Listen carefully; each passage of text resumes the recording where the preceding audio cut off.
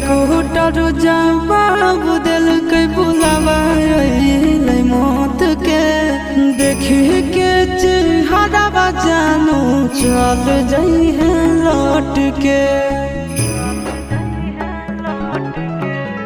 Doctor जवाब दिल के बुलावा मौत के देखी के चेहरा जानू चल जाई है लौट के।